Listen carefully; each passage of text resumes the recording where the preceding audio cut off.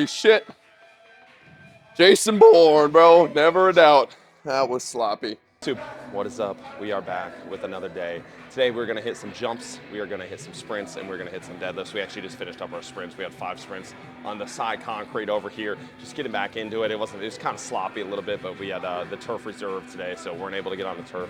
But I got some good sprint work in today. Feel pretty fired up. We're going to hit some jumps. We're going to hit some deadlifts. We're going to have a little lower body ripper today. It's going to be a great one. Today's topics are going to be how intense should your training sessions be, and do you need different levels of volume to grow certain muscles in the body? Talking about the difference of hypertrophy for the triceps versus hypertrophy for the quads. And in between there, I'm sure we'll yap about something. So appreciate you guys watching. Let's get after this. Let's go. All right, today we're just gonna hit a little deficit deadlifts today. Haven't done them in a little bit, so these should feel pretty nice. Finished up with a BP session today with the boys.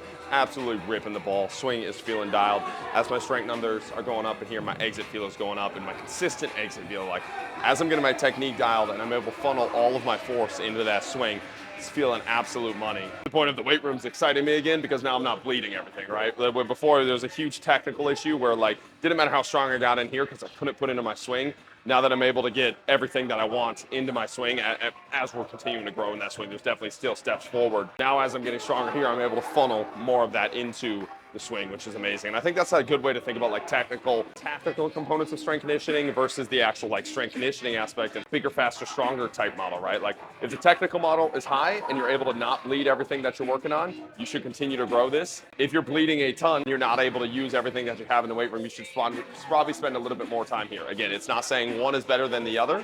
It's not saying quit doing one to do the other. It's just saying you're probably going to reap a lot more reward out of what you're actually doing and the time that you put into your sport if you actually want to be good at your sport. You eliminate those bleeds and technical flaws that are forcing you to use half of your strength that you have in the weight room. Whereas if you just get that number up to being able to use 75% of your weight room strength in your swing, in your sport, it's going to be a much more efficient use of your time. And then when you drive numbers up in the weight room, which is the fun part of strength conditioning, then you're funneling it through less of a filter, which I have found to be absolutely sickening for the swing specifically. So let's get after this. Let's go.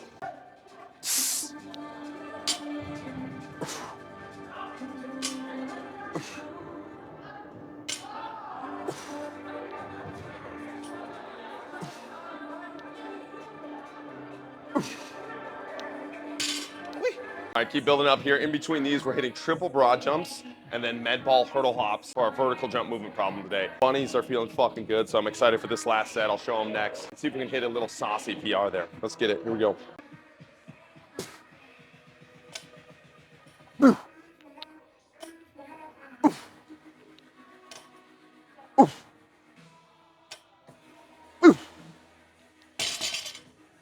Let's get some jumps. All right, so we just got this med ball hurdle hops, taking away the arms a little bit, waiting the jump here. Really, really like these. Give them a little constraint for the jumps, make the jumps a little bit more spicy and get after vertical send. So let's get it. Let's go. Ooh, too easy. Let's go. Bump that baby up. Oh, we got a little lucky on that one. The trunk hit it, but we kept it on. Let's keep sending. Bunnies have been feeling absolutely spicy. These Oli lifts, I'm just getting after lifts again. I've got my vertical feeling. Knee. Let's go.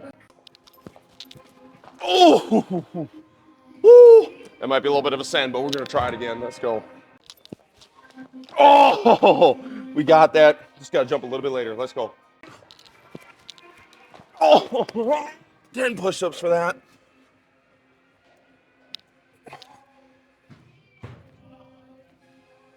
Oh, can't be missing those jumps. Let's go. Lock in. Get up and over this thing. Stop being a bitch. Oh my God, I'm actually gonna kill myself. Stop being a fucking naff. Get over this damn hurdle. Oh, there we go. Woo! Let's get to some triple broad jumps. Let's go. And for our horizontal jump movement problem today, we just got a triple broad jump, standing here, ripping, exploding out. Let's freaking go. Oh, let's go. We are absolutely dog sending these.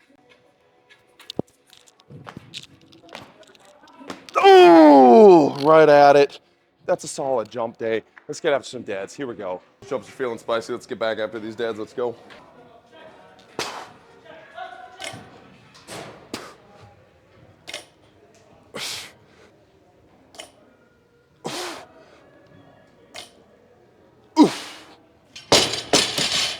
Let's go. So I was asked a question in the Q&A. How do you go about planning how intense your session should be that day? And honestly, and I answered this in the Q&A very briefly on Instagram, with just if you're trying to plan your sessions and how intense they should be the day of, you probably don't train very hard and you probably don't train intense enough. I've never had somebody that trains too hard worried about how intense their sessions are going to be. And that's the things that I think a lot of strength coaches will mess up. They're like, the more novice the athlete, the more barriers you got to put on their strength conditioning program, the more you got to lay out for them, the more you got to pre-program, the more you got to plan their percentages and how intense they're going to train that day because they don't know. And that's exactly my point, is they don't fucking know. Trying to plan out that today is going to be a really hard day and the next day is not going to be a very hard day, especially for a non-elite level athlete, it's such a silly endeavor because they have no fucking idea what they're feeling in their bodies, how they're recovered, what they need to do, and what they're capable of doing that day. Most of the time, it's just going to turn into shoving a square peg into a round hole. I think one of the most important things we can do as strength conditioning coaches, especially when you're working with more novice athletes, and I'm considering novice athletes a lot of high-level college athletes as well, just because a lot of them, their training age is new in the weight room. And obviously you have your outliers. You have somebody like me that started training when I was like a freshman in high school. I have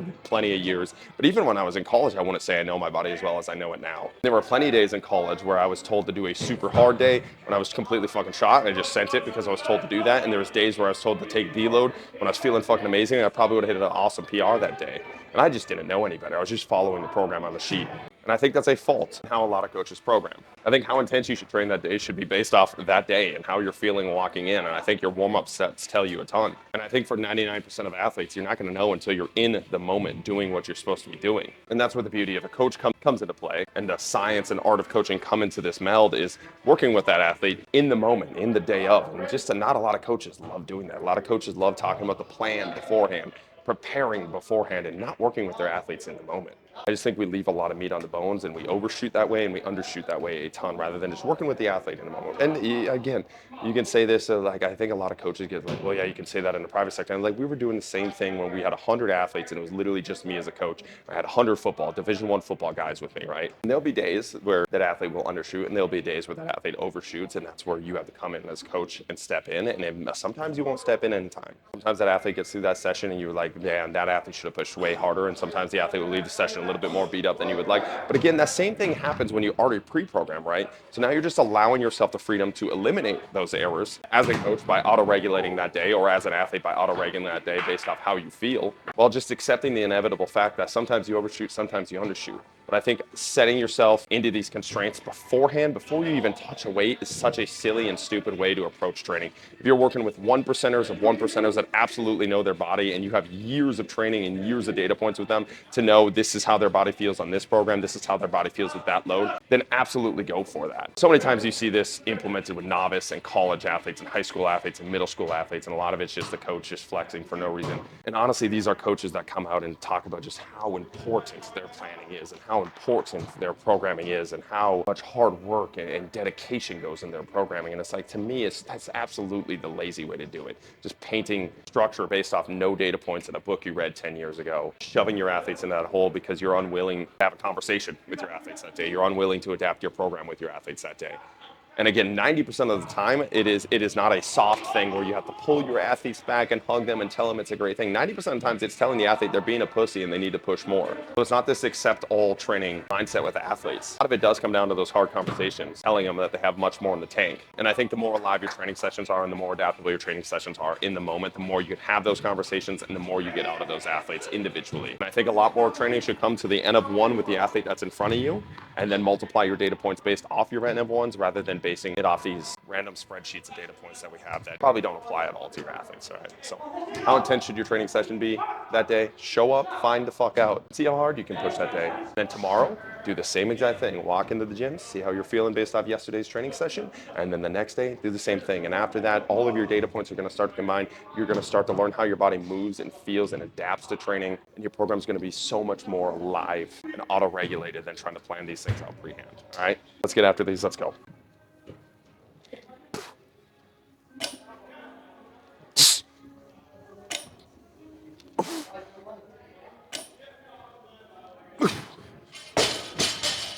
Let's go. All right, we're gonna drop these to 3. These are actually feeling pretty solid today. The only thing I don't like about the deficit is I feel like I'm gonna lose my toes if I move them a little bit closer. So I feel like I was pulling a little bit far away from the bar. So I'm gonna try and get the shins closer to the bar here this time without dropping it on my face. Get after this.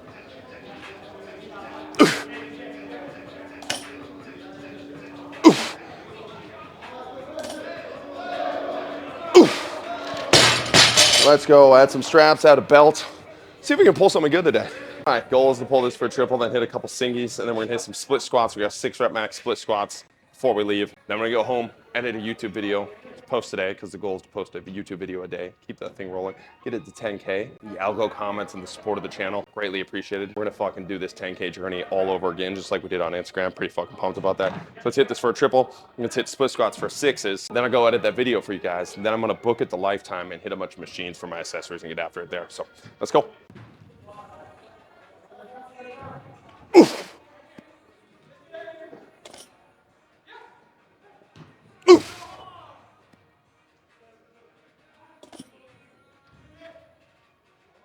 Oof.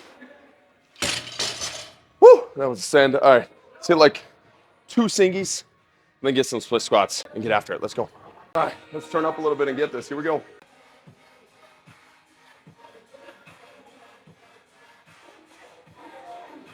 Woo. Let's go. RP2, nice and light. Add a little bit more weight, see if we can get a better starting position. Send it from there. Let's get it. All right, last set here. This is going to be a fucking send. Let's get after it. Let's go.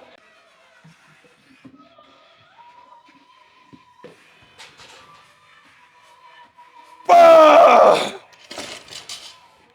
Holy shit. Jason Bourne, bro. Never a doubt. That was sloppy. Probably should have clipped that up. Don't do what I do at home. Let's get to some split squats. Let's go.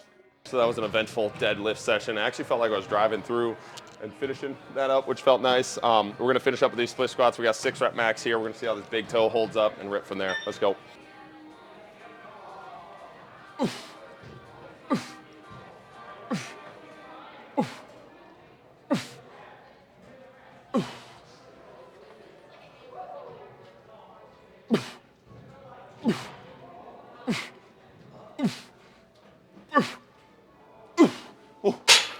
More sets there.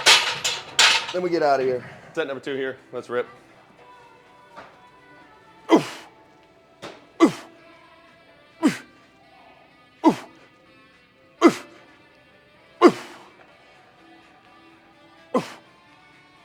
Oh, that toe is so thick.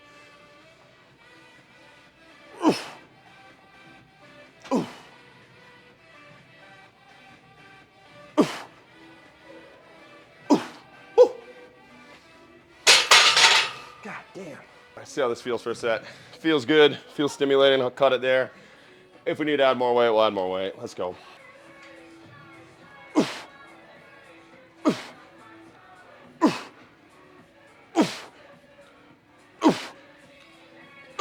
Let's go. One more set. Last set here. A little blooper reel here. If that right toe holds up, we should be able to rip it. Let's go.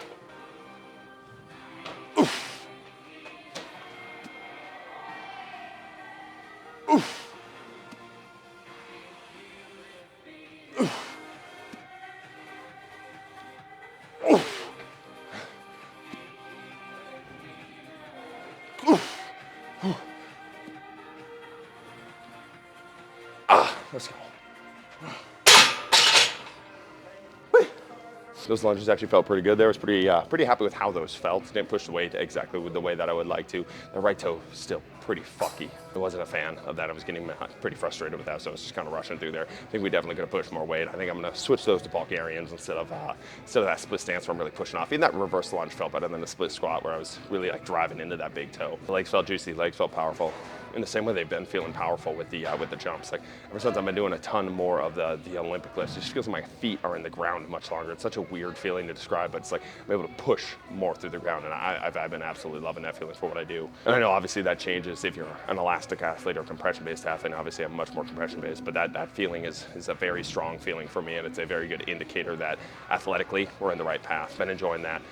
The last question I got was, do different muscles need different volumes to grow, or all equal volume is fine? And to me, a lot of this has to do with how you target said muscles, right? And I think a lot of it's like the surrounding structure, and why I think upper body handles volume much easier than the lower body is because the spot, when you're loading up the upper body and we're hitting a ton of volume for the upper body, a lot of times you're not loading up that spine, you're not loading up a ton of other regions in the body, and it's much easier to isolate. I shouldn't say much easier, much more common to isolate the upper body and hit volume that way rather than isolating the lower body. So in that sense, I think the upper body can respond better to higher volume, and you're able to get it in much easier without the wear and tear that the lower body typically involves. But if you're ripping a bunch of machines for the lower body, you can definitely add a ton of volume, and this is where I do believe the power of machines for athletics and any hypertrophy gain is something that kind of gets lost in the weight world, especially just, and I think a lot of it's just like the traditional strength conditioning weight room in the private sector or the college sector, where they're built out a certain way, mostly due to space, not to actually like optimize the training. And I'm not saying that to like diss on any weight room. Our weight room is the same exact way. We don't have a leg extension, we don't have a leg press in here just because we don't have room for it, right? And we get 90% of what we want to get done without it with a barbell and doing all those things. But that's not to say it's absolutely optimal, right? If I were to train for hypertrophy and get an athlete to add size, I would definitely be ripping a ton of machines, especially on the lower body, just because the cost of the spine and the wear and tear on the body with that volume is so much lower when you're ripping a machine, right? And you can get a massive quad pump there, massive hammy pump, and honestly, for a lot of those individual muscles of the lower body, I think it pays to have some isolation work just to get some feel there. I think a lot of athletes, myself included, when you have a weak or lagging muscle, that feel is not there, right? When I RDL, when I deadlift a lot, I'm feeling a lot of my bigger muscles. And that's not to say those muscles aren't getting worked, right? Just because I feel it in my lower back, just because I feel it in my lats when I'm deadlifting, or I'm feeling just generally tired from squats and not necessarily like a quad pump in the pod, that doesn't mean that the quads and the hamstrings aren't working. I do believe there is power in actually feeling that individual muscle and getting a little bit of a pump there, and that's where I think the machines can definitely play a role. And just because a lot of high-level strength coaches aren't using the machines doesn't mean that it's not optimal. It's just typically because their weight room doesn't have access to them. It's more of a space-saving technique rather than an actual optimization of the program for the athlete in and of itself. And I think a lot of this comes down to my bias too, where like I have naturally bigger legs than my upper body, so when I'm thinking about hypertrophy gains, most of my hypertrophy gains are for that upper body, right? So I target the volume much higher on my upper body because of that as well, whereas if I had a smaller lower body and a bigger upper body, I'd probably focus a lot more on that lower body there. But I do believe the upper body typically handles volume a little bit better than the lower body. But if you do want to grow, you do have to add some volume into your programs. You do have to add some sets and reps. You do have to hit some hypertrophy clusters there, a little 8x5, a little 10x4, a little 12x3 Jake Turo special, right? I just think the way in which you get that volume can be done much better than a lot of people typically do it. And it's why you see a lot of guys jacked in their fucking upper bodies, because it's much easier to add that volume in and get that pump in the upper body without absolutely destroying your back. If the only tools that you have to add hypertrophy for your lower body is deadlifts and squats, right? And that's not to say hypertrophy in the deadlifts and squats is necessarily a bad thing. It just comes at a cost, and not a lot of people are very smart about that cost, especially if they're the traditional meatheads and the bodybuilders and just chasing that pump, and they just continue to chase more weight and more volume there, and eventually something's going to break. Rather than just taking a little bit of a step back, adding in some machines before hitting some leg curls, hitting some leg presses. Shit, I think even a lot of the hip exercises, hip machines at Lifetime and a lot of traditional commercial gyms are absolute money, just because it's something that's not targeted at all when it comes to traditional athletic training. Build up some juicy adductors, and you get that Booty Blaster 2000, you're going to add some size to that lower body. The cost that is pretty low to that spine and how you feel, right? So when I'm programming traditionally, I'm going to add a little bit more higher volume for that upper body, and I do traditionally think it handles volume a little bit better, but again, there's a lot of bias that goes into that. And it's not to say volume for the lower body is bad. I think most people can get a ton of hypertrophy growth with traditional deadlifts and squats if they're just lifting heavy there and hitting a couple AMRAPs and then adding in machines here and there with that lower body hypertrophy stimulus, right? So that's how I go about programming hypertrophy for the upper body versus lower body. And I appreciate you guys watching. Keep chopping wood.